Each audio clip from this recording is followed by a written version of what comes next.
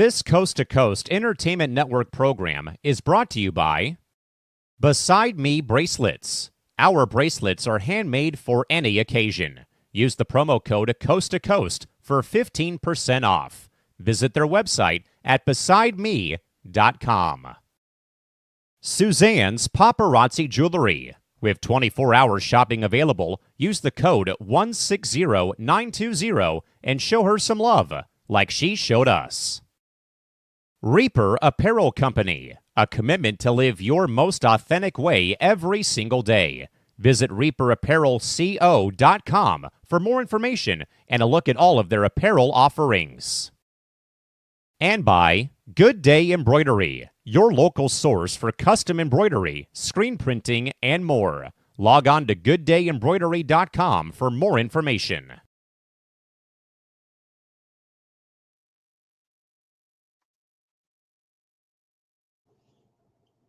Well, hello, everybody, and welcome to a new episode of Sports Hour. Of course, I'm James Gonzalez, and with me is Crispy Bacon, Christian Mabry, and we're going to talk about a bunch of topics we're going to throw out there just about the weekend sports, and we'll go after the Thursday night football game that was a wet and, well, kicking field goal, kicking it.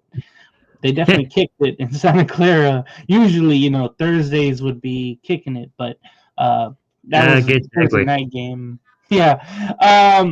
So I can tell you this about the Thursday night game, Crispy Bacon, that this is the first game this season without a touchdown. And boy, did it feel like it. You would have thought a Giants game would have been one without a field goal. That almost happened last week, if you recall, against the 49ers. Against the Saints. But then the Giants were able to score a touchdown, I think, in the fourth. But it was definitely a game of field goals. 12-6 was the score for LA to win it. It was definitely, with the conditions the way it was, just tough to get anything going, I think, offensively. There was a lot of talk about Deebo Samuel and his drops. I think that was a big thing with it. Started off, the Niners got a field goal in the first quarter. LA got one in the second. And then in the third, San Francisco got a field goal. And then the Rams had 3 field goals in the fourth quarter to win it, basically. So if you had the Rams kicker, don't know his name, but if you had him on fantasy, which that would be amazing if you did. Cardi. Joshua Cardi. He was 4 for 4. Last week I saw him miss a point after that could have blown the game for LA against the Buffalo Bills, and he certainly made up for it today. His longest was from 48. Evans was the kicker. I think that was a punter. It was Moody. He was 2 for 2. His longest 53 for the 49ers. Man, offensively, Chris, this was very tough. I know Stafford, he did throw for 160 yards, but no touchdowns, no picks. Kylan Williams on the ground had 108 yards of rushing. That was really good to see.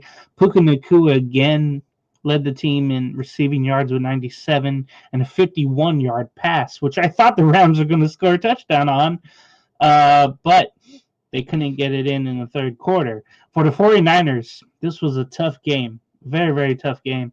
Brock Purdy threw for 142 yards and an interception that looked like a touchdown, but for the wrong team. I mean, the corner went right to the ball.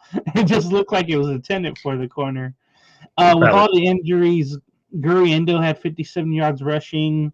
George Kittle had 61 yards receiving, and that was pretty much it. Crispy, what was that Thursday? We had so many great Thursday night football games, but I think the conditions, and I think despite Bosa and I think Greenlaw coming back for the Niners defensively, it still didn't matter to the offense. Deebo Samuel had the drops, and then they couldn't get anything going. They were really missing Christian McCaffrey. I mean, did you count how many times they they put the camera on his suite, and he's there. He's on his phone, and then when they mention his name, he has to get off his phone and act like he's watching the game. I mean, they panned up to him so many damn times. It's crazy. But they were missing him. Kittle can only do so much. But what did you think about this Thursday night game we had? I pretty much caught the second half, caught the end of the first half, but mainly You didn't miss anything. Second half. True, but I don't know. I kind of lean towards the Rams, maybe because of a little bias that Cowboys fans don't like the 49ers at the moment. Definitely. But being as it was a defensive or special teams game, I'm more of the offensive kind of person, but hey, I understand. I think it's a little bit of fall from grace for San Francisco. They started out really strong in the season. Now they just kind of fell off. Don't know. I mean, injuries piled up, but you have to play with the players you have out there. Yeah, it's definitely true. I was trying to figure out some other stats, but there's not much else to look at from this game. All you need to know, the Rams, they are an inch closer to the division. They just need Seattle to lose, and guess what? They play each other week 18 in LA, in Inglewood. So it might come down to that. That might be a Sunday night game for all we know. I went to that stadium last week, Chris, and it was a pretty cool experience. The 44-42 high-scoring game, the opposite of tonight, it was just amazing. And then you got to give credit to also to the young Ram defense out there. They just did a tremendous job. You got I'm a butcher, I forget the guy's name, number 91 up front, who was on Masked Singer. He created that some pressure up front to get to Purdy, and then the secondary did pretty well for LA. So that young defense, and I got to know him last week. I also got some trading cards from the stadium too. So I'm gonna open these bad boys up maybe on YouTube or something, and see how many I know. I don't know many Rams, but I'm gonna find them out now. Like I said, the secondary, Witherspoon played very well. So that was really, really good. All right. Well, I don't know if you watched the Simpsons version of your game on Monday night. I saw the highlights. I saw Lisa Simpson was Jamar Chase just outrunning, I think it was a homer. That was pretty funny. Lisa was everywhere that game. She was rolling from what I saw. She played Jamar Chase. I saw Barney get a touchdown. Really? Oh my God. I gotta check this out. I know I saved a couple of videos, but okay, in real life, what happened with the Cowboy game, with that block punt, and then how did the Cowboys do with Cooper Rush, and then what happened to that defense trying to defend Burrow, Chase, and the Bengals with Higgins? Man, we were doing good up until that last play of the game. It was almost like another Leon Lett situation. Don't touch the ball, let it roll, kind of thing. I know in the heat of the moment, you're like, oh, ball's moving around, I have to go get it, fumble kind of thing. And that didn't work out too well. And then that play happened. I'm like, well, we just lost the game. I would have thought on the field goal, though, not a touchdown. I would have thought a field goal would win the game because it was 20-20 in the final 2 minutes. But, I mean, other than that, we played really well. Yeah, I mean, look at the Bengals this year. The Bengals are still in it. Surprisingly, they needed that win. They just can't win the division, but they're still in it. I don't know what the hell that was. Anyway, I might have a ghost in here. Yeah, hey, every game for Cincinnati, they've had just close games, and they've lost a lot. I mean, their first 5 losses were just by one score or less, or a touchdown or less, I should say. It's just wild that this happened. But you look too, and you're like, yeah, we're in it. We're playing okay football. If you're the Cincinnati fan or you're the Cincinnati Bengals, it's like we're not totally out of anything. Yeah, the defense played well enough. They're just horrible record right now, but you're playing decent. A bad start, having one of the best offenses. Joe Burrow has all these record-breaking numbers, but then your defense is one of the worst in the league. It's just weird. That's the reason you have the record you do if you're a Bengal. All right, Yep. So on the opposite spectrum of things, the Raiders lost to the Buccaneers 28-13 on Sunday, December 8th, and they have the first pick based on strength of schedule as of right now. The Giants are 4 percentage points behind the Giant, or ahead of the Giants right now for the last pick. And White had a great game. He had 2 touchdowns, a running back for Tampa Bay. It was you just knew the Raiders were going to lose, and they lost Aiden O'Connell to a leg injury. He'll be out the rest of the season. So it's Desmond Ridder that will get the start, and we'll talk about more of this on Morning Tailgate. But he'll get the start. One thing I meant to say too was Cowboys lost Overshown. He did? Oh. To a ACL injury, PCL injury, and MCL injury all in one play. PCL, that's what Christian McCaffrey has. Yeah. So that's unfortunate. So he's going to be out the rest of this year and possibly next year. I didn't realize that. Yeah. Wow. Jeez. All I remember about the Monday night game, after the block punt happened. Yeah, I saw a little bit of that, but the block punt after it happened, no, what was it? I think it was, Peyton Manning was talking about the certain words that, teams will use to get away from the ball. And he had all these different words, and then McAfee talked about it, of course, and what different words they use to get away from the ball. And all you can see is John Fossil, your special teams coach, just go, yeah, get away from it. And then he put his hands on his hat, like, oh no, what just happened? Then if I was Fossil, I'd be like, that was on me. I was cheering, not thinking about whatever, Well, not even. It just looks bad when you're the Cowboys, and then when you're having the season you're having, and the world's always on your shoulders. Of course, if you're in Dallas or New York, it's do or die. Somebody was talking about the pressure of both. Like, it's the same, Dallas and New York. Do you think so? I think so. They're both major markets. Big name teams, but it's just the media pressure is there, and it's not going well in either places, other from Buffalo and New York. It's going better in Dallas than it is. It is true because the Jets with the circus that was on this whole season. Devontae Adams, by the way, is on a tremendous losing streak right now. I think other from one game.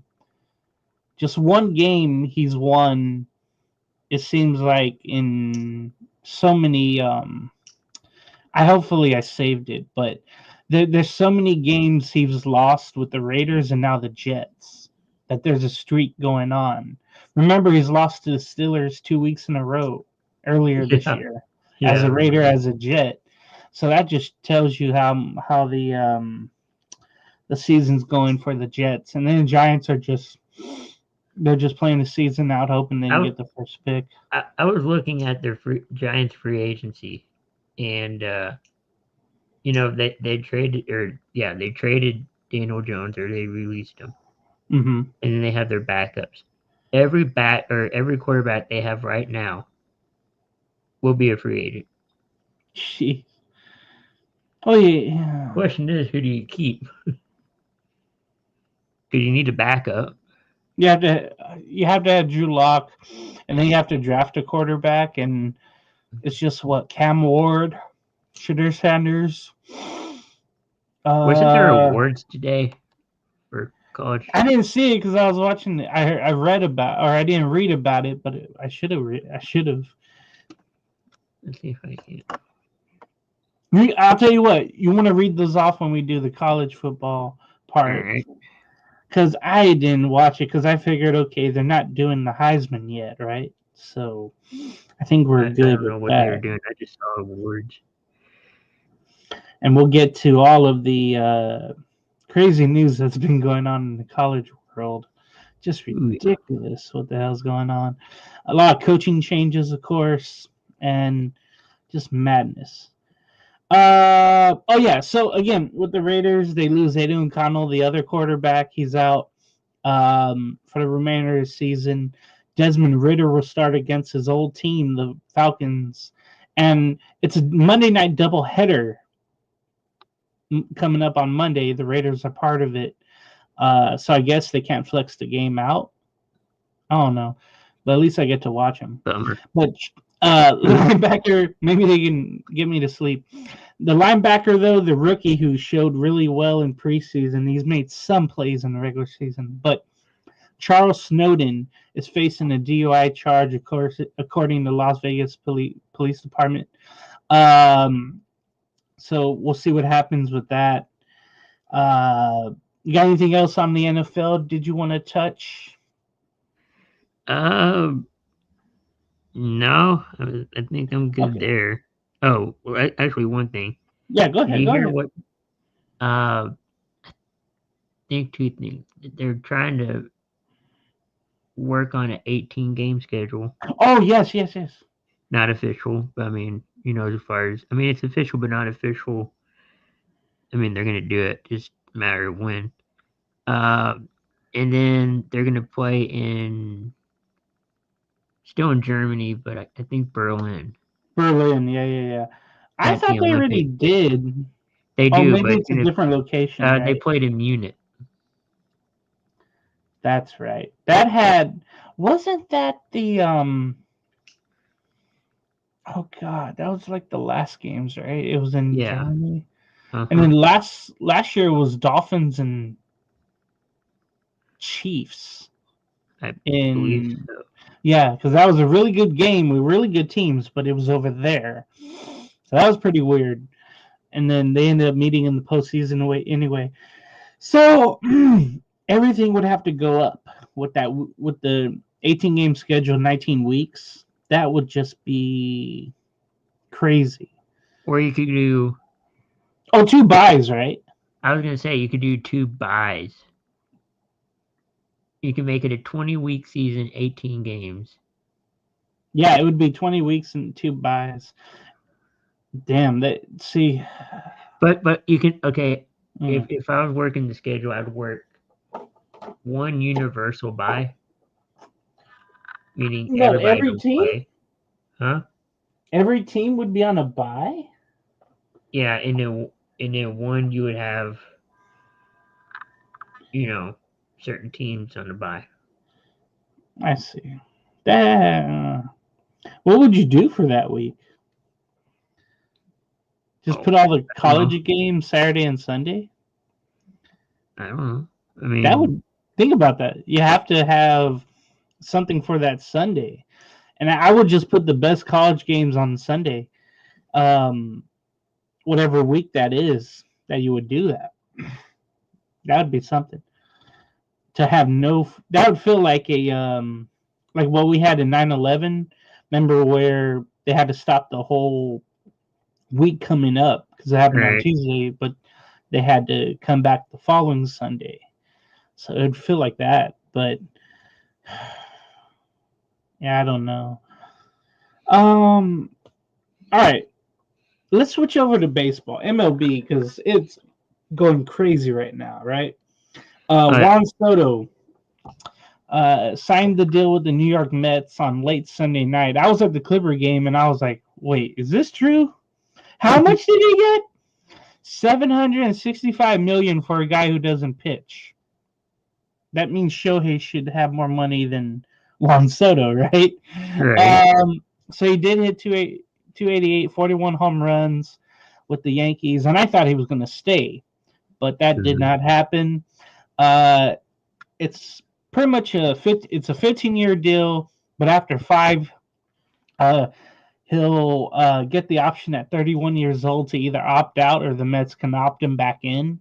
So that'll be interesting to note in 5 years how this deal will go. He's going to a team that has to get more pitching, and they also have a free agent out there, Pete Alonso, their first baseman. But maybe it feels like his time is over. I remember his last at bat with the Mets against the Dodgers, and it felt like they gave him a standing ovation, so it felt like he was out of there. But Soto, there's so much talked about him where he's not a good clubhouse guy. He's got a big ego, but also he's a horrible outfielder, and they're going to give him hell in right field at Citi Field. It's going to be interesting for him, definitely. To get more than Shohei Ohtani, though, is just crazy to me. But his agent Boris knows how to get the money for his clients. I really thought he was going to get under that. Like, I thought that was just for show, over $700 million. No damn way. What do you think about the Juan Soto signing to the Mets? I mean, is this a mistake for New York long term, or the owner doesn't care? He's just throwing out any money to get the team maybe going in a – well, they went to the championship series, but maybe they think that he's the one that gets them over. Like a stepping stone. I think it's hard to tell because nothing really happened right now. But I'm surprised about it. I know he was going to be on the market, but picking the Mets, that was kind of a surprise to me. Yeah, the thing, I'm really shocked too, just because it seemed like he fit in so well. Like, his arrogance fit in so well with the Yankees, and the lineup was so potent with him in it that he was just starting things up, and they could do so well with everyone together. But what's amazing too, the Yankees possibly gave up a lot to get him for a rental, and he goes over to the Mets, crosstown rivals. So it's interesting how he came there as a national. He was a Washington National, won a World Series there, but he always hit well there in at Citi Field in Queens. So we'll have to see how he does. You know, that actually sparked up a lot of moves, if you noticed. There was also one the Rangers made, a food move, I should say, for the Texas Rangers. They acquired a Jake Burger from the Miami Marlins, and I thought that was a wonderful move. I think he's really underrated. I really did. I thought a team was going to trade for him, at the deadline from Miami to go wherever. I thought Jake Burger was going to go elsewhere. But also, Juan Soto mentioned today you have the press conference. He said, I haven't talked to any of those guys, in quote, when talking about his Yankee teammates. So it's just interesting to think. Again, a lot of guys coming out to where they have signed, but I think one of the big moves, of course, was Garrett Crochet, the left-handed pitcher, trading socks. Chris, going from white to the Red Sox. The White Sox get catcher Kyle Till, the fourth-ranked prospect of Boston. Outfielder Braden Montgomery, the fifth-ranked prospect.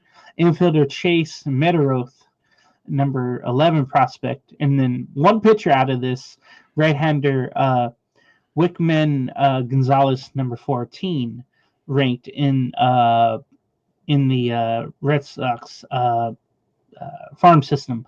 Now, he had a decent year last year, did crochet, but guess what? He was on the team that had the worst record in the modern era. Remember, 121 losses for the Chicago White Sox last year.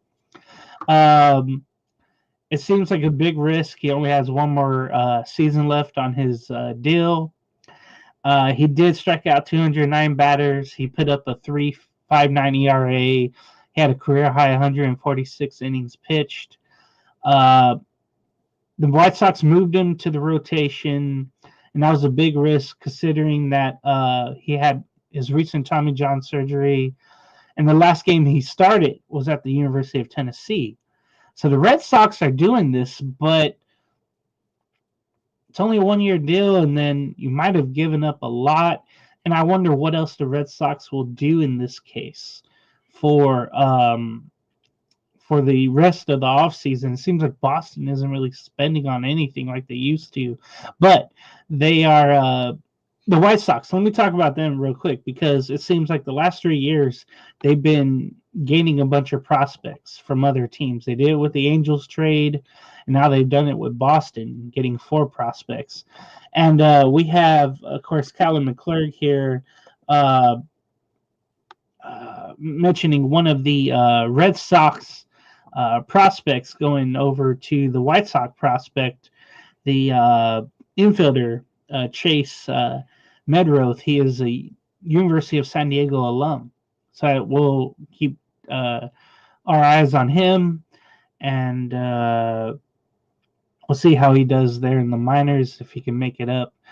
The Yankees, though, as we'll move on, New York Yankees, they get richer by getting Max Fried. Remember the starter with the New York Yankees all those years. I'm sorry, with the Atlanta Braves all those years. He's also been injured lately, especially last year. Let's see what else happened. The 8-year deal, by the way, for Max Fried, $218 million contract. Remember, they got Garrett Cole a few years ago on his big deal, and he also re-upped on a deal. So the Yankees are paying so much, and they're trying to make up for that Juan Soto money they were going to spend and put it on others. The Washington Nationals got the first overall pick in the 2025 draft. Guess who was second, Chris? The Angels at number 2. I was going to say Rangers. So close, but yet so far for the Angels. But they won the draft lottery, did Washington. The Blue Jays acquired Andres Jimenez. He's a great infielder. He goes from Cleveland to the Toronto Blue Jays. Now, the Blue Jays, they're trying to make some free agent deals, but everybody keeps leaving for somewhere else. They were in the Juan Soto sweepstakes, but he wasn't really going to go there. You know what else happened with the Rangers, Chris? Do you know? No.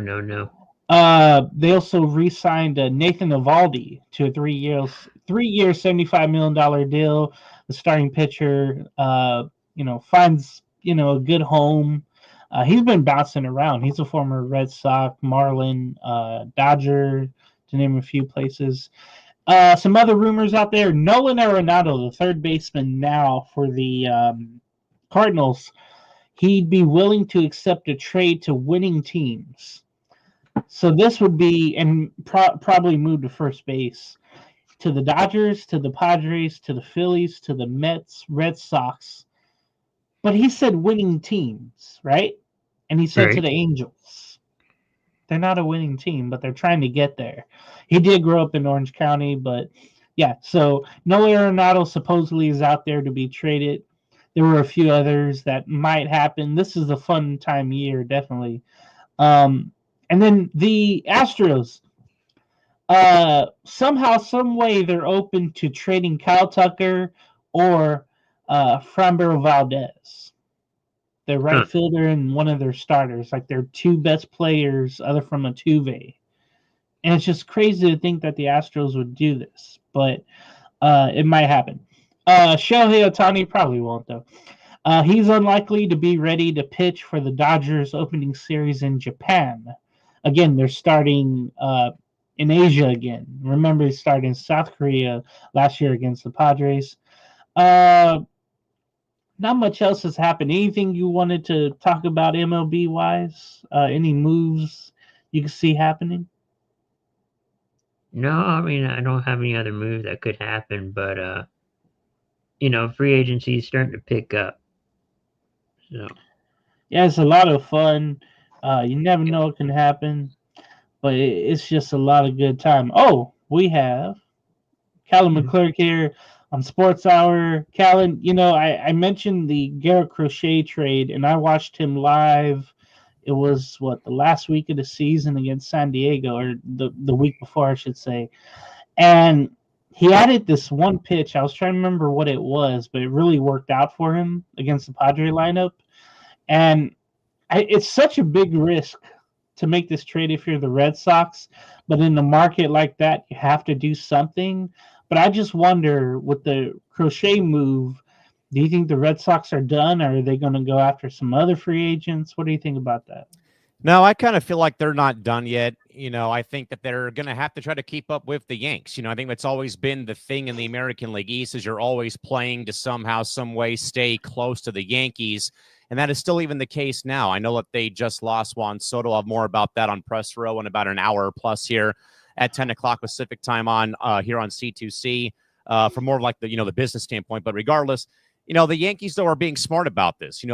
All the money they could have given Soto is now being put to, restock resources, add some more to the rotation, the Max Fried contract, you name it. But Boston, I don't think is done just yet, though. I know that they've not been as aggressive as they have in recent seasons when it's come to, them spending money. Again, they've been kind of in a way cutting their payroll every so often, but they're certainly not done yet, though. And them getting Crochet will help, and hopefully he'll also lift that embargo of like, well, I'm only going to pitch 4 innings, as you probably saw last year too. Yeah, I was because he was doing such a great job in that game, and he was gone after 4, and I'm thinking, the hell, he has a no hitter going. Like, what's going on? And I realized, oh, he's one of those. Yeah, it was one of those weird like stipulations. I think, James, you remember Josh Hader telling the Padres, well, we're not in the playoffs, so I'm just going to pitch, every other game, basically. What playoff race are we in? We're not in no playoff race, basically. He basically quit on the team, basically, by saying, I'm not going to pitch more than a 3-out save. I'm not going to go more than an inning if I have to, putting all these clauses. And I know that he did that, though, in Milwaukee. I think it really came to a limelight, though, in Flashpoint in San Diego on top of the other, disasters that the Padres had in 2023, where, again, it bared fruit in 2024 when Hader came into face the Padres, going for a 4-out save, got booed on his whole way in, and what does he do? First pitch, wild pitch to the backstop to tie the game. Now, wasn't he the guy as well? He would not pitch. He would only pitch 3 outs. He would never go in 8 innings. He would never throw more than an inning or more than 3 outs. And Robert Suarez basically said, just give me the ball and I'll get out there. Doesn't matter what situation is, I'll go out there and do it. I was trying to remember where. Oh yeah, he's with the Astros. He had a good, second half of the season, but the first half was not looking good. Okay, in that deal, and you mentioned Chase Medroth, the infielder. You have any intel on him and what maybe he could bring to the Red Sox organization? Yeah, it's been a few years since I saw Chase play at USD, but he was he was a very much kind of like utility guy that I can remember. He would play third. He may play short. He may play first. Got a great bat, got great speed. Can cut, basically can kind of be like Mookie Betts in a way. I know, weird comparison now he's going to Boston, but a guy who can bring a lot to the table when it comes to plug me in here, really doesn't care where he plays as long as he does play. So I think him going to Chicago and now being top 10, top 15 in their pipeline will obviously help the White Sox. We know they need all the help that they can get. Oh, man. And no free agents are going there. Chrissy Wilson also mentions what we were talking about earlier with the football topics. The Jets are a hot mess. And, yeah, we were, talking about how both Jersey teams, bro, are just done, basically. And it's great for the media, but it's not great for them. Rodgers might be gone. Who knows? The owner's doing something else. Just happy it's gone sour for chaos, them. baby. Yeah, it's good for the market, definitely. And Chrissy, thanks for tuning in. All right, so Chris, let's get up the Yeah. college football bracket. It's been a long day, sure. Now I haven't seen any of these matchups, or I haven't really looked into them, but I guess we'll give our Yeah. predictions. You got your team there. Well, let's go through who has buys. So number 1 is Oregon, and of course that should be the case. Number 2 is Georgia. Number 3 is Boise State, which I'm happy about. They didn't get screwed. They won their conference. Get in there. And then number 4, Arizona State, whom has had just a renaissance type of year. You know, they get the Yep. Big 12 championship, and I'm just happy for them. I mean, moving conferences like that, and then taking ownership of the Big 12 there. You got Uh, 2 that switched conferences. yeah, Oregon basically. And I don't know what I know. People had or Ohio State to start the season, winning the Big 10. But I think they had Oregon in the mix there, but everybody was going to Ohio State, and well, they couldn't beat Michigan. And that's why they're in the other first round bracket. I guess, hey, let's start with your team, Chris. Texas hosting Clemson in Austin. How do you see that going? I mean, Clemson, they're such a great coach team with Dabble Sweeney. You know, they barely won that ACC championship over SMU, but Yeah. I'm interested to see, and I don't know how Ewers is your quarterback, but how do you think that's going to go with your Longhorns? Man, it's going to be tough. Clemson's a good team. Texas is a good team, but Texas has been starting out slow, very slow, and that's going to be a tough one. I'm picking Texas, but they just need to start fast. Yeah, so is Ewers out for the Longhorns? Is it going to be As far Arch as I know, Manning? no. Okay, but he's always injury prone. Yeah, And we saw when Arch Manning comes in, he's probably not ready yet to put him in a playoff game like this. What do you think the atmosphere will be like for hosting a playoff game like this? I mean, it's never been done before. it'll be Is like it, playing Oklahoma, maybe. yeah, even though that's a what do you call it, a neutral Neutral. site, and you were there, No. of course, this year, but it's Yeah. going to have that same feeling of like, hey, only game in town, and it's more professional. You feel like. Callan, I don't know if you want to give predictions on this, but what do you think? You know, Dabble Sweeney, whenever you have a coach that's been there a long time and has won championships and has his way of doing things, remember, he finally is in on an NIL player this, transfer season, but before he wasn't doing that. And you see he's got into the playoffs somehow.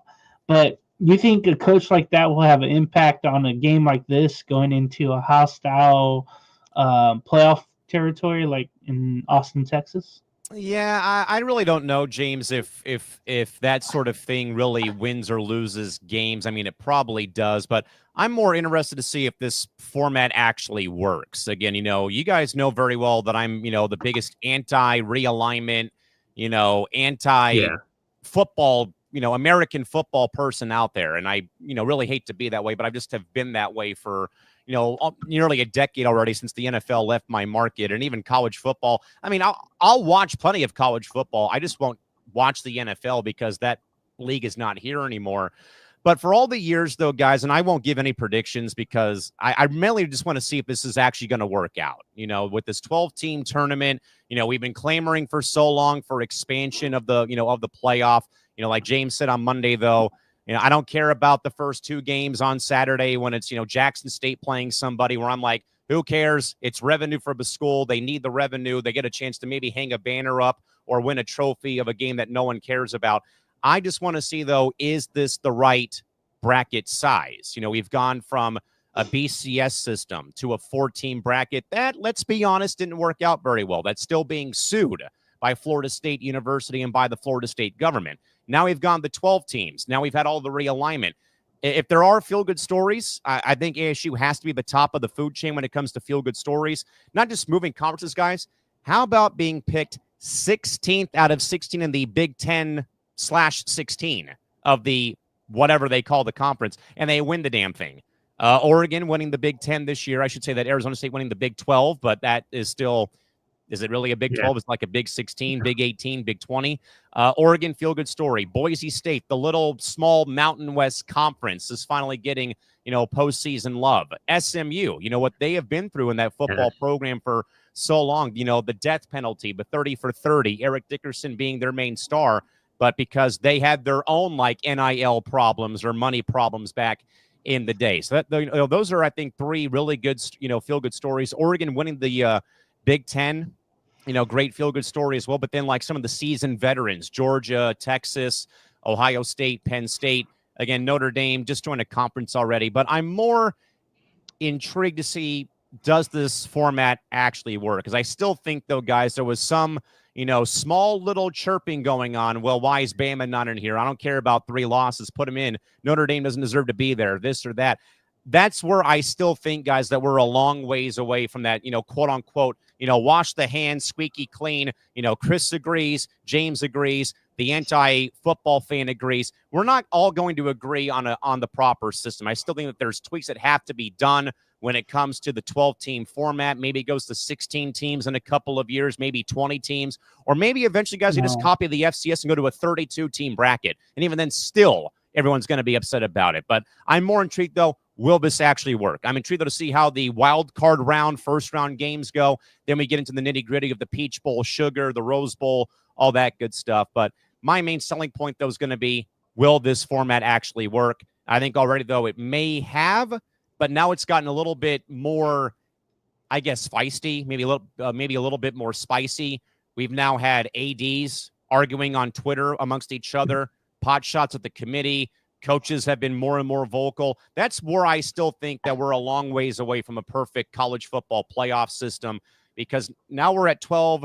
Maybe it works. There's been all the ads about it being a new era. Yeah, it may be a new era, but are we still in a new era, though, when teams are still getting left out, like Miami, Florida, for example, who I think has a Heisman Trophy favorite and candidate in their quarterback, Cam Ward, a 3-loss Alabama team. It's still the SEC. I don't care about wins and losses. It's still an SEC team that is not into the mix. So I'm more invested in, will the 12-team format work? And I will say it again, guys, but even right now, still think we're not quite there yet. I don't know if you guys agree. Well, it kind of worked because Alabama didn't get in. So, and they luckily got in last year. But this year they didn't deserve it. They had the 3 losses under their first-year head coach, and they just didn't look good. I say if you win your conference, your first 8 teams, you win your conference, you're in. After that. And then after that, though, you'll be talking about expanding the tournament to 16 teams probably then, if that's the case, Chris. I don't want. I'm good with this. Let's go in order really quick. Penn State hosting SMU. I don't think there's a way SMU wins this. It would take a whole, meltdown for the Nittany Lions to lose. What do you think, Chris? I'm hoping SMU wins. That would be a good story. Yeah.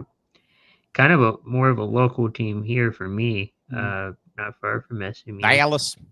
Yep. So, I mean, I would like to have SMU win it. And then you can think now, hey, SMU can actually pay for players now. Yep. It's legit now. Just can't give them cars, I don't think. They don't need it. They don't need it. No. In an interstate rivalry, well, it's not really a rivalry, I guess. Maybe in basketball. No, maybe it wasn't. Indiana at Notre Dame. I think this is where Indiana's magical run ends, unfortunately. They've had a tremendous year. Their coach, well known now, even though the Notre Dame coach said I had never heard of him.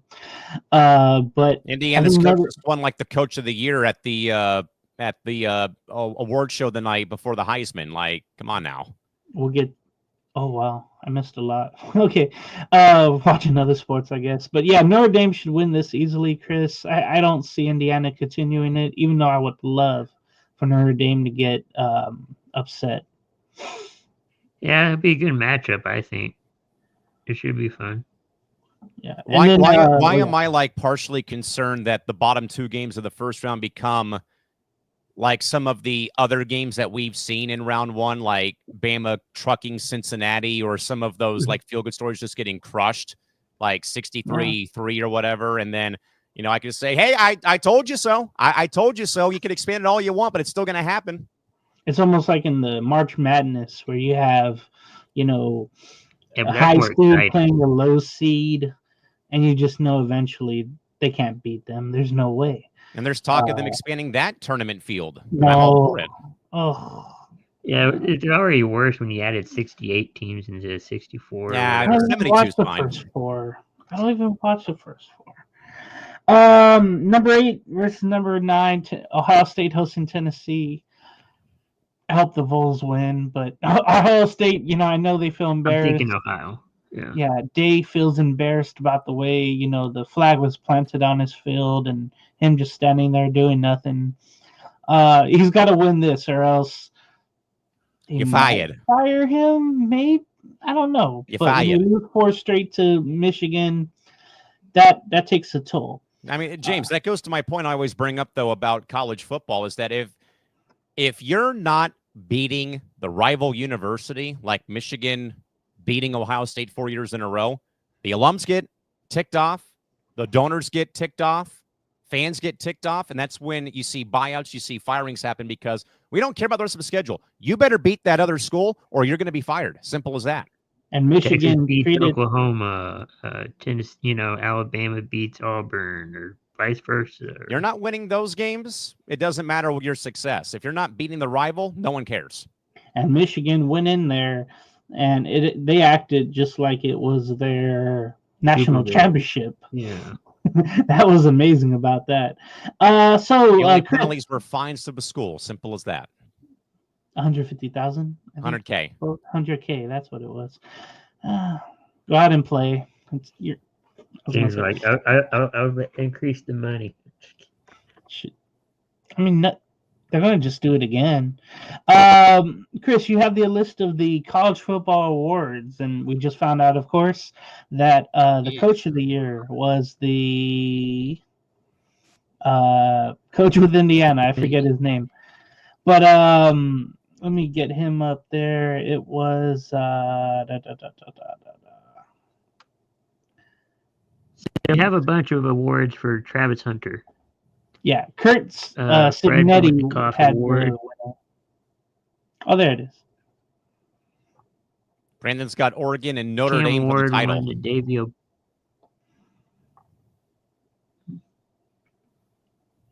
I would actually become a Duck fan if that happened. Frank. Cam Ward won the Davy O'Brien Award trophy. AP Player of the Year, you mentioned Travis Hunter. Well deserved for him. Blitnikoff Award receiver was Hunter as well. You mentioned what other standout? Jalen Walker for Georgia winning the Buckus Award. I think he deserved that one. Wow, the best defensive player award. Brandon, does this count for Ducks versus Irish? Does this count? Sure hope so. Someone Irish wearing a Ducks sweater. Hey, if that happens, it's a win-win, baby. The Davy O'Brien Award, the top quarterback, you mentioned Cam Ward. He'll be a top 5 pick. The quarterback draft isn't as fluent as last year. The Doak Award winner, the best running back, of course, Ashton Jeanty of Boise State. Man, he was rolling this year. It was great to see. Jim Thorpe Award, the best defensive back, Jihadi Barron. We saw him in Texas this year. The Johnny Unitas Golden Arm Award, the top future quarterback of the Las Vegas Raiders, Shadur Sanders. That only helps his stock go up. And then the Lombardi Award, the outstanding lineman, was, of course, the left tackle Kevin Banks Jr. of Texas, and he's on a lot of people's radars. The Lott Impact Trophy, the Impact Player of the Year defensively, Travis Hunter. Wow, it's like Taylor Swift at the Billboard Awards right now. I think she was nominated for 17 different awards just for the Billboard Awards. Yeah, but these are all winners. Yeah. JT also got the College Player of the Year. So think about that as we enter the Heisman time. Wow, he also got the Versatile Award. Where are they coming up with all these awards? Hunter won that. The best punter of the year, of course, it's a USC Trojan, Eddie Sapowski. And I saw him a lot this year, unfortunately, on the field. Punt. Just like the Raiders, in a way, having the best punter in the league, but not so much the best team. So, yeah, we saw some good awards, but mostly it was Travis Hunter, who could play both sides of the ball. So that's pretty cool to Greater see. breed. So Cam Ward, Travis Hunter, Dylan Gabriel, and Ashton Genty are your nominees for the Heisman. And I'm trying to remember when the hell that was, or is. It'll be Saturday. Oh, it is Saturday. Even though, well, the only game was Army Navy. Yeah. But well, no, Deering, or maybe no. No, it should be in the evening, I think. I don't know. Tim Hendricks mentioning they are using ChatGPT to make up awards. Oh, come on, Tim. I've been using ChatGPT to generate chants for San Diego FC. Give me a break. That's amazing. Well, the NBA happened. Let's switch gears. Woo! The NBA Cup. Actually saw a couple of upsets. The second half of the last upset. It was the Rockets over the Warriors, and it came down to another bad call, and we had another Steve Kerr tantrum, which what else is crazy. Yeah, because he one of his players, I think it was Kuminga, went after a loose ball, and they called a loose ball foul. That gave the Rockets a chance to win the game with 2 free throws, and I think Jabari Smith hit both. And then Curry had it was Polanski had a 3, and then it was he had a miss, and supposedly he was fouled on that one too, but I didn't see a foul there. So the Rockets held on, I think it was 91-90. So they will advance to play the Oklahoma City Thunder in the semifinal in Vegas on Saturday. Ooh, yes. For the West. Now for the East, it was the Bucks easily over the Magic, no problem. Yeah. But the New York Knicks were upset by the Atlanta Hawks. Trae Young just owns the New York Knicks from 2021 to playoffs, and then I think in Atlanta they played a game, and he told the New York fans to go back home after a win on the loud PA speaker. He's public enemy number 1 in New York, all right, by saying that. And then he celebrates by shooting dice at the logo to end the game with the ball in his hand. And all the New Yorkers knew what the hell was going on, even the ones sitting courtside. So yeah, the I think they won 101. The Dragon Microwave picking winners. They close their eyes and throw darts. Poor Randy, not here to defend himself. It's not here. No, it's not here to defend himself. We'll see him tomorrow. The other Western game was at Oklahoma City beat Dallas pretty handily. Right. It's amazing too because Caruso came back, Ernie Johnson's son, for the Thunder. I just can't wait to see when Chet Holmgren comes back. I mean, they're first in all the offensive categories. They play as a team. They're pretty amazing. I'm actually excited for the matchup because it's on TNT.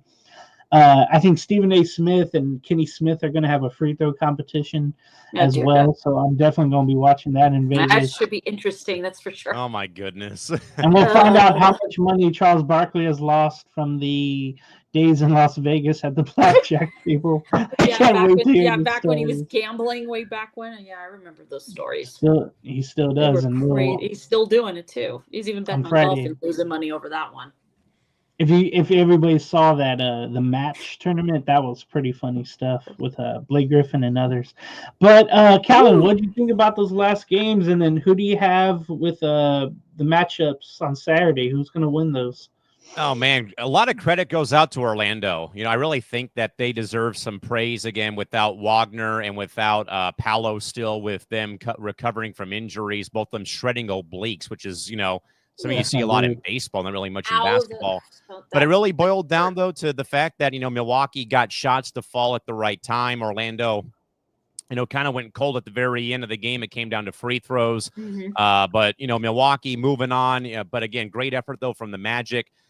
Very surprised, though, about Atlanta going in and, again, making the Knicks a fool, basically. And, again, how Trae Young celebrated, though. And, I think James and panel members, we all know that certain athletes always seem to go off on certain teams. Kobe, for example, against the Raptors, 81 points and all the other clutch shots he hit against the Raptors in his career. Trae Young just gets amped up, it seems like, to play against the Knicks every time. Now, maybe it's the past history, as we alluded to, James, on Monday, concerning him and the upset of the Knicks to get to the conference final in the 21 postseason, where, again, Milwaukee beat them to go to the finals and won it for the first time in 50 years that season. And then out west, though, I was really invested in that Oklahoma City-Dallas game, not for the fact of the Thunder just playing so much amazing defense, steals, deflections. I think that there was a stat that Kevin Harlan threw out that they lead the league in steals and they also lead the league in points. They lead the league in points off turnovers, and I really saw that come to fruition. Run and gun, shoot threes, basically, and you got SGA going forth, and then Caruso, and then once they get Holmgren back, that team looks really scary in the Western Conference. No Stanley Cups, is that what it is, or no playoff wins? I'm guessing there, Mr. Herrera.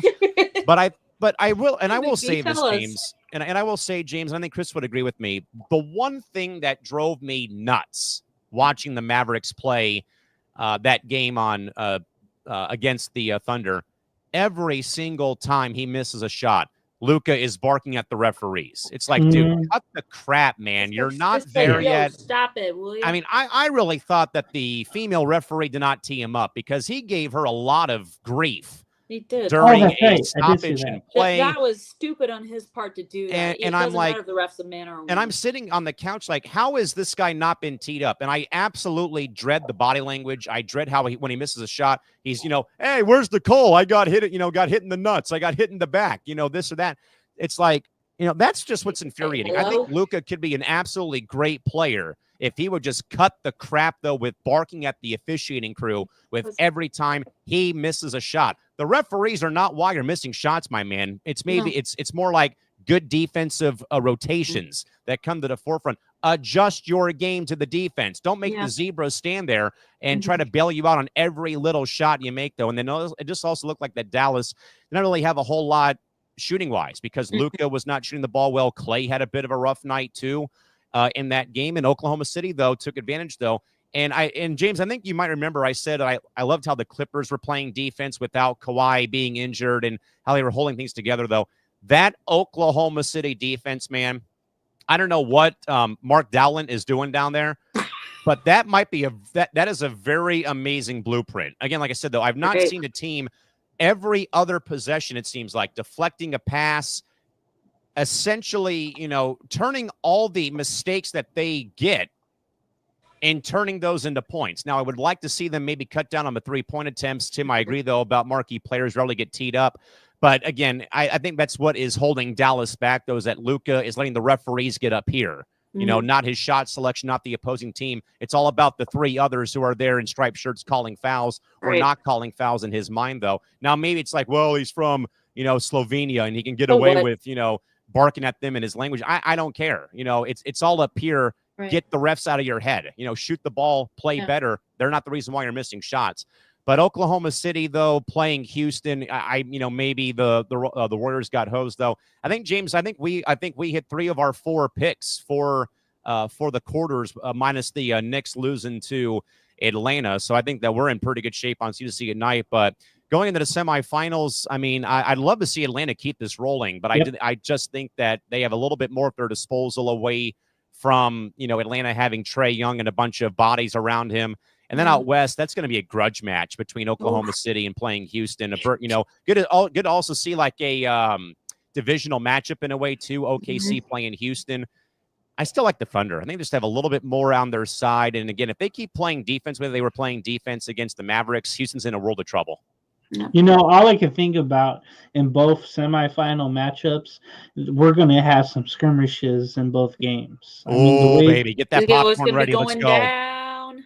The way that the Rockets play tough defense and Brooks is always in your face, but he's making threes. Remember, I was trying to make a comparison of him where he's like a triple threat in a way, but he's tough as hell and he'll just frustrate the other team's players. Ron Artest came to mind. Oh. I know he's slender than Ron, but he would make all the points, but he would also frustrate the opponent and make him do, you know, be a little bit of an antagonist. Yeah, just look at Mouse at the Palace, the way he made Ben Wallace go crazy. How about Doug Christie in Sacramento? Ooh, he wasn't scoring like that dude was an antagonist. His point average wasn't like that, and he only got one solid Rick punch Fox, baby. Yeah, he only got one punch on Rick Fox only. Ooh, that's a good question. Which refs get the worst rap on not calling fouls / penalties and superstars? NFL, football, NBA, or NFL, because it's I'd everywhere. probably go the NFL. It can get especially if crazy. there's a team with the arrow on their helmets and it's red. red. The last 3 to 4 years. Just that one again, a couple years ago against the Bengals I think it was a championship game or something like that, where there was an untimed or a whistle blown for a third down that happened, but the referee all of a sudden like, oh no, I didn't mean to blow the whistle. Replay third down, and then they get the first down and keep it going. Yep. It's little things like that make you wonder, just like, okay, something is going on. The NFL, Major League Baseball, NBA, NHL, soccer. Right. Yeah, I gotta see. You gotta show me, Calvin. When we go to soccer games or football games, what calls do you think are manipulated? Like what flop? Who gets away with the flops and who doesn't? I mean, if your name's Lionel Messi, you'll get away with it.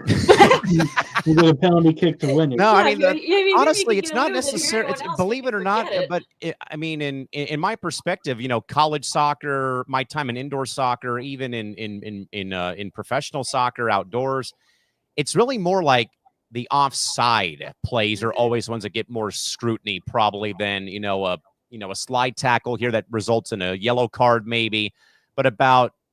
Like a player being like a half toenail behind the last defender for it to be an offside flag, where it negates a scoring opportunity, it negates a goal, it negates this or it negates that. So I still think that the NFL probably has the worst rap when it comes to officials, and then baseball obviously is like 1B. I think the NBA is like probably 1C. Really? And then, I mean, I think hockey's probably a distant second. I mean, they do miss their fair share of calls, but they at least have, 2 refs on the ice at one point, or, they have 4 guys on the ice basically, but still that they can still miss some stuff. And they usually do make up calls, but not usually in favor of either team 9 times out of 10, unless maybe favoritism with NHL officials. Yeah, it's kind of hard to do. It is. Yeah. Has anyone checked on Dragon Viper to see us? Who cares? Logan Paul retired. Thank goodness. So there's some other news. I don't know if it's going to happen or not. These are just rumors. But Brandon Ingram has emerged as a trade candidate by the trade deadline, possibly. It just seems like his final year, maybe in New Orleans, at least on his deal, that eventually he's going to go somewhere else. Again, this is a point where I think New Orleans, again, should not have the NBA. Everybody keeps trying to leave New Orleans. Zion doesn't want to be there. Eventually, he's going to be in a bigger market. Enjoy Chicago, buddy. Yeah. The only problem, though, James, with that logic is that Adam Silver's already said no teams are moving, so we're stuck with them. Yep. And New Orleans is not exactly a basketball town by any means. I mean, I agree, but sadly, they made their bed. They got to lay in it, sadly. Yep, exactly. I was going to say something, but it'd be messed up. All right, so according to reports, and it's kind of been shot down as of late, but Shams, I forget his last name, but Shams Charania.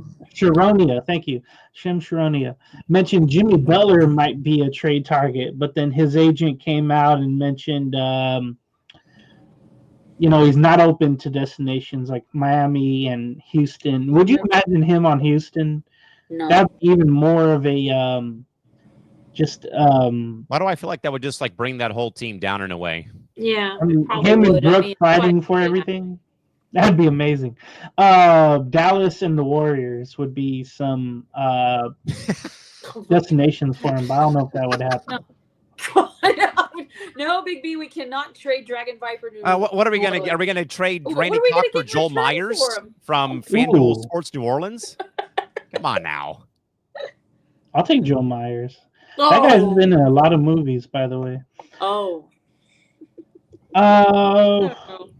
I guess what? We'll just run through some other sports news. This show was kind of put together, real quick. But yeah, I think the crazy news of maybe yesterday and today was Bill Belichick going on a 5-year deal to coach North Carolina football. I never thought he would go to college. I never thought he would do college football. But Michael Lombardi will be joining him as a GM. Oh my and God. This is putting a college program in a pro style program in a way where they're going to do things as if all these players were NFL. Right. And they're going to grade them a certain way as if they were working for the Patriots. So I was amazed by this. I mean, it's a 5-year deal. I don't know. He's 72 years old is Belichick? 72, 73, I think. Right. And they just fired Mac Brown, who was 73. And they go for, older coach, but one with a name, of course. And I'm just interested to see, 72. How many players go there, the transfer portal. I just want to see an NIL. I just want to see how many players go there. I want to see how well he does with recruiting. That's a big thing. Can he convince a young up-and-coming football player's parents, I can give your son the opportunity of a lifetime. I can make sure he's taken care of. Oh, Big B. Dragon Viper for a water bottle. How about an orange one? If you had a drink with me, I'd show it right here myself. But no, that's going to be a big one for Belichick. Can he do recruiting? Can he handle the transfer portal? Can he handle all this stuff that goes on? Because college football is way different than the NFL. It's a different beast. Rich Rodriguez goes back to West Virginia. Remember, he was there for a good, I think, 7 years in the 2000s. Got him to the highest of highs, according to West Virginia football. But they're right now at the lowest of lows, and they're in a great conference, and they've been down for a long damn time. Brandon, I know they were good 2 years ago, but not last year. They're one of the worst, I think, last year. So I think it would just be like the Deion Sanders situation at Colorado, where the first year they were just trying to see who could play. The following year, though, you've seen where, hey, they got rid of people, and I know a lot of people didn't like it, but it would be less arrogance at UNC because it's Belichick and he does things his way, but quietly.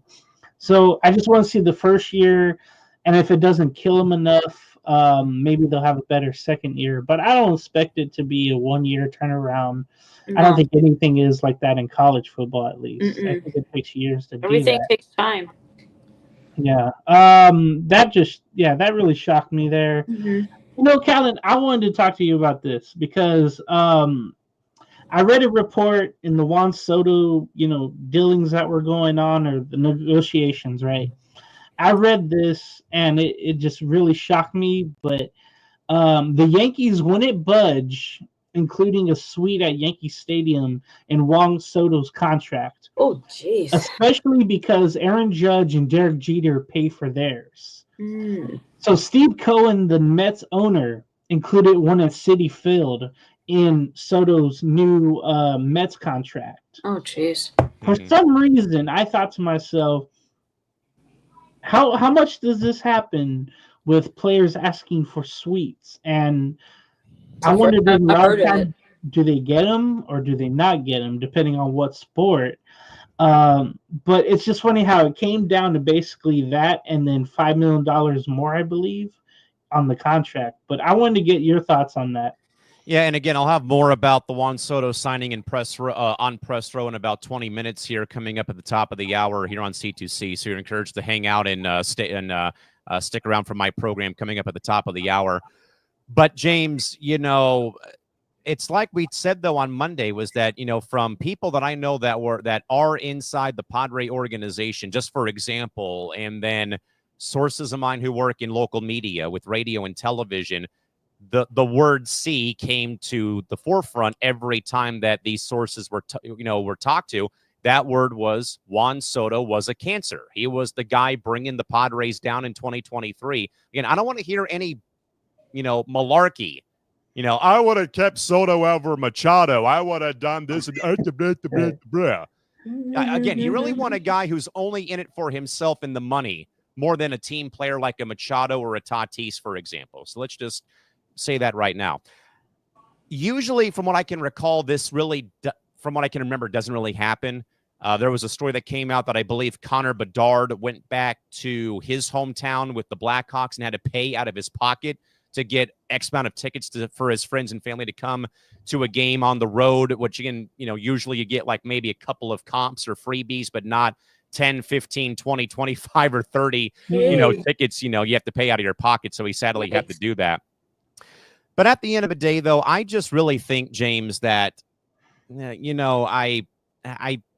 I don't know, and it's like I said on Monday, and I'll say again here on Press Row, and Christy wrote into us on Monday and basically said, you hope that this doesn't backfire for the Mets, because we've seen that long, lengthy Brinks truck salary contracts have usually bit teams in the ass. You hope it doesn't happen. Maybe you do if you're a Phillies fan or a Yankee fan or a disgruntled Padre fan who you have your own issues to worry about. Right. And I know that for a fact. I wanted to also touch base on the Padres because they kind of left the winter meetings empty-handed in Dallas. They've been kind of putting the framework down when it comes to maybe trading some of the high-end players like Bogarts, Dylan Cease, and even Luis Arias has come to mind. There's been talks of them going trading with Boston. There's been talks of them trading with the Orioles, trading with, other teams to free up salary, which, guys, has kind of in a way ticked me off a little bit, because the message last season was we will continue Peter Seidler's vision of spending to get talent to come to San Diego. So they slashed the payroll last season. They got 5 quality players in that trade with the Yankees. Like I said on Monday, the Padres win the trade because Soto plays 1 year, gets into the World Series, and then he's out of town for more money. So don't give me any crap about, I would have had Soto over Machado and over Tatis. The Padres can kiss my ass and yada, yada, yada. Who won the trade? The Padres got King. They also flipped Drew Thorpe for Dylan Cease in March. They got Brito. They had plenty there. The only guy they lost in that trade was Kyle Higashioka, who ended up going to Texas for a 2-year contract. The only thing, though, that has really been kind of barking at me, and it's kind of in a way been a little bit infuriating, was now all of a sudden Padre ownership is again trimming payroll for the second year in a row. They don't want to go anywhere near the first threshold of the tax of $210 million. They're not going to be able to maintain this roster. And that just right there goes against what Peter Seidler wanted. And that was the words that we heard here in San Diego from Eric Consenda, who took over for Peter after he passed away. We are here to continue his legacy and what he's built here. Now, though, it feels like it's a 180. For a fan base, though, James and Christy, who had 3.3+ million fans come to home games. They sold out, I think, 55 or 56 games, plus selling out, 2 or 3 or even 4 home playoff games. It kind of feels like a slap in the face that now all of a sudden we're going to revert back to old Padre habits of the 90s of, now we can't afford to pay Bogarts. We can't afford Dylan Cease. We can't afford Luis Arias. Yes, we'll have Manny, we'll have Toddy, we'll have Jackson Merrill, but now we can't keep 3 or 4 other players on our roster. It does kind of feel like you got duped a little bit because now, because you were told initially, we're going to keep doing what Peter Seidler did. Now, all of a sudden, for the second year in a row, now we're told the payroll is going to be even more and more reduced.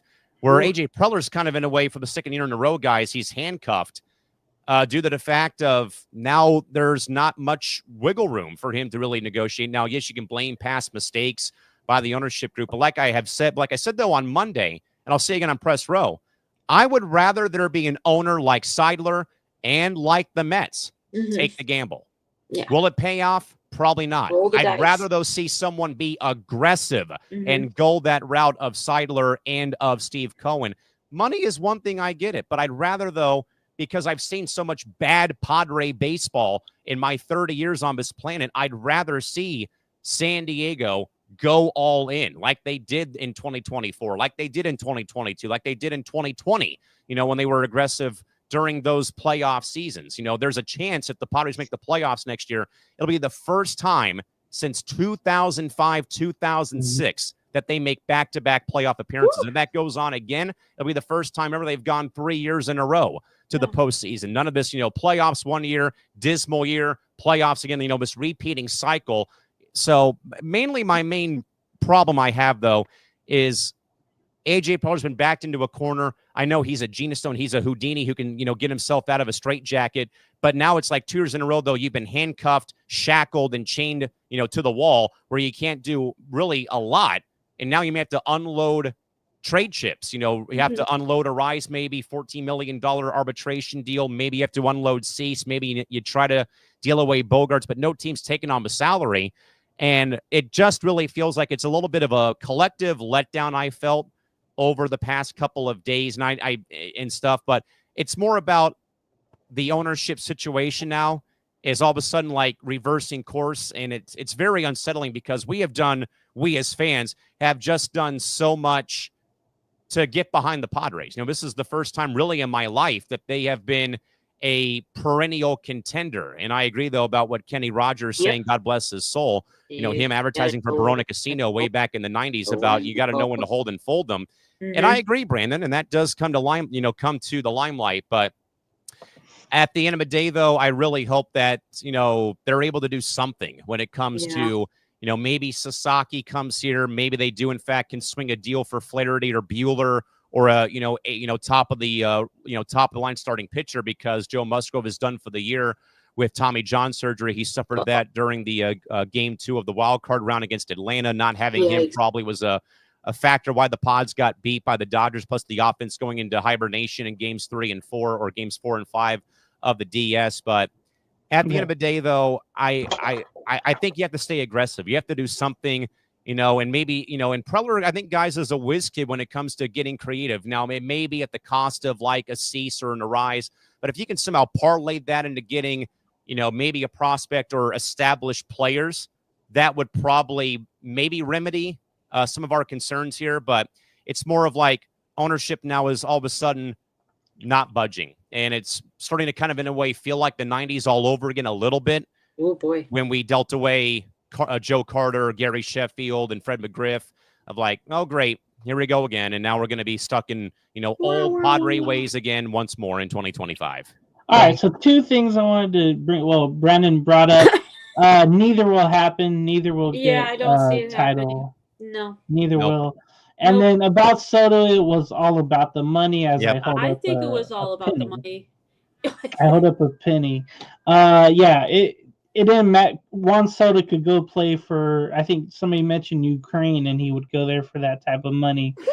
I mean, Brandon, just in perspective, if he was all about the money, he would have signed that $450 million deal to stay in Washington. Probably. But he wanted to go to a bigger market. He wanted to go to a bigger market. He could have gone to Boston, but I don't think they offered enough.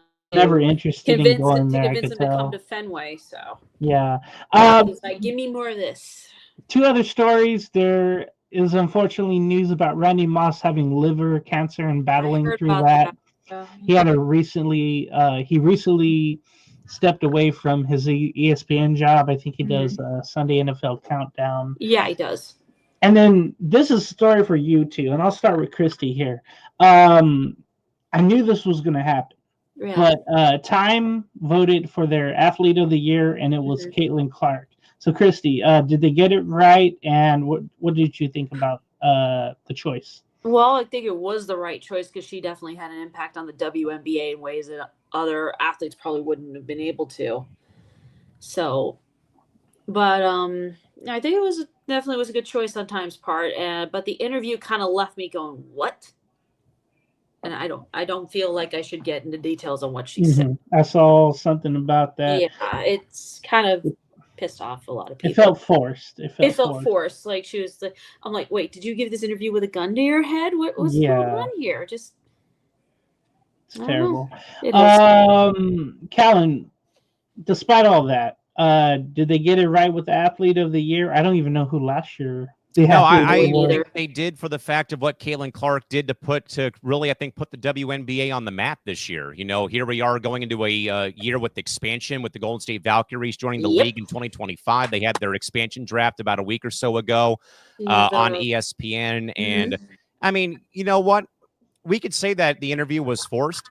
I think, though, it was Caitlin Clark's way of saying, please stop. Because of what we had seen, guys. And I'm not going to skirt the boundary. James and I had talked about this several times during the season. You know, stop with the whole thing about Clark versus Reese. Let's stop doing that and make it about the game. You know, at the end of the day, it's about wins and losses, not about skin color, not about what had gone on with Kennedy Carter and the hard fouls. You know, have we not been a part of like rookie hazing or some type of initiation to a frat party, a sorority on a college campus, or something along those lines where you somewhat in a way go through all that sort of stuff? Yeah. Caitlin's right, though. This has been a league that has long been the target of abuse when it's come to sexism, it's come to racism, it's come to a lot of other things. So I'm not afraid to say it, though, that it may have been forced, though. But I think Caitlin Clark just said, I'm tired of hearing about it. Make it about the game. Right. I have stood by that the entire season. I know James kind of in a way was along the same lines, though.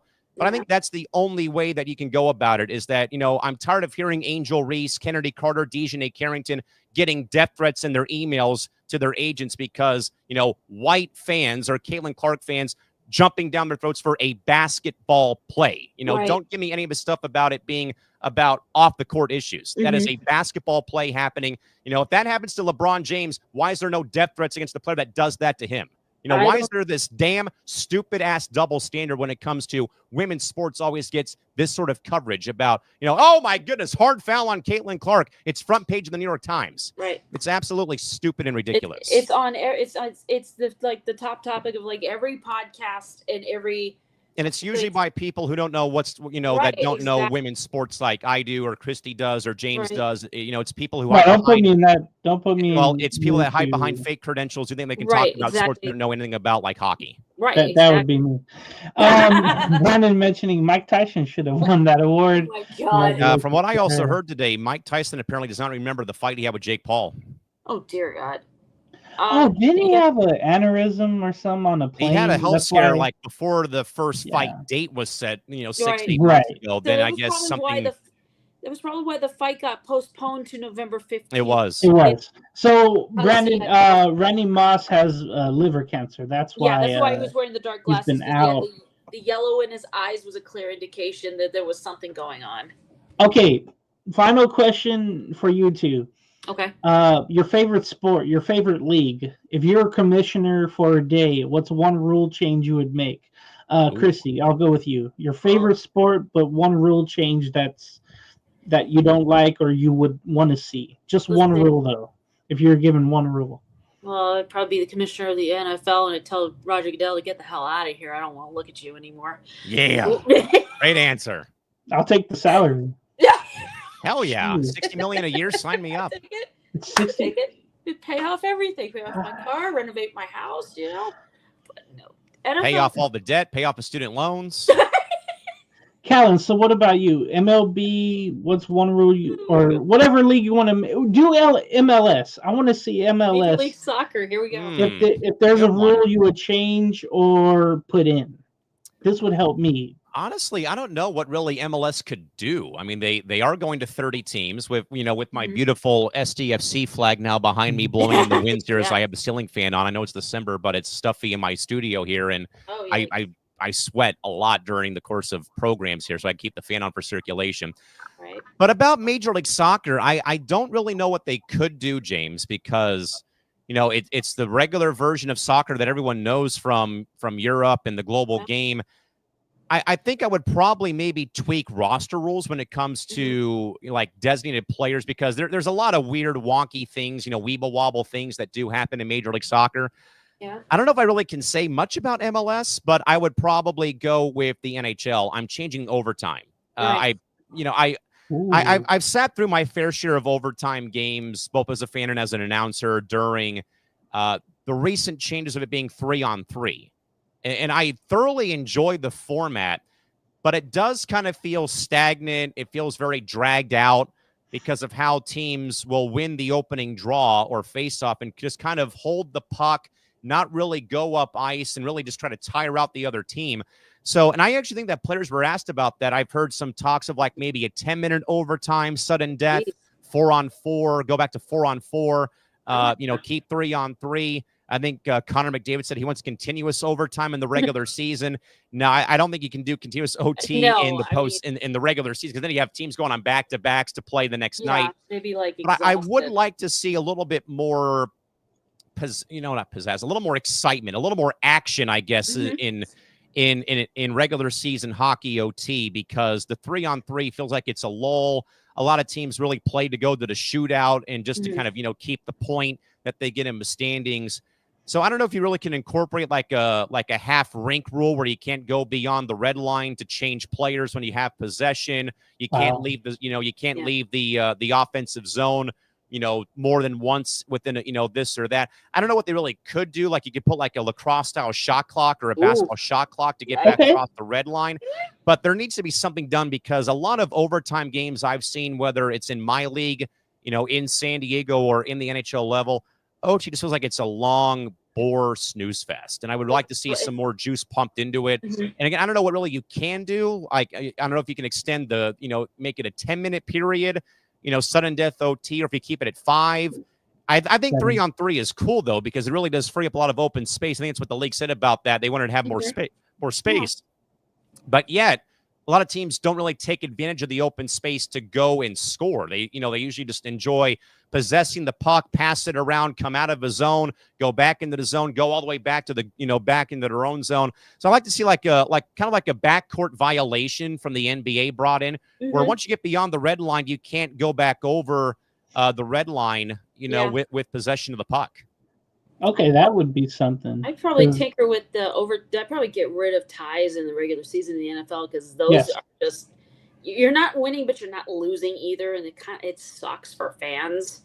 Would that mean that if you play the 10-minute OT in the regular season, do you go to a college-style 2-point conversion OT like Georgia Tech? I would probably, maybe. I'd make it 15 minutes, the overtime session. 15. I'll put it back to That'd 15. Be fair. We'll do 15. It feels like you're shortchanging when it's 10 minutes in football for overtime. Right. It doesn't feel right. So if you do 15 minutes, you'll get. Yes, we're all. No, I don't like the golden bat rule. I think absolutely. It takes away from the game, and fans are already NHL 5 versus 5 using two pucks. Same air hockey, Herrera. No. This is not air hockey, even Busters. God. Okay, I wasn't reading that wrong. That would be something, but I don't. No way. They're not going to say yes to that. I gotta go play some air hockey. That sounds good. Not a chance. Wow. All right, we'll get out of here because I know Press Row is right after this. We're doing our own doubleheader on C2C.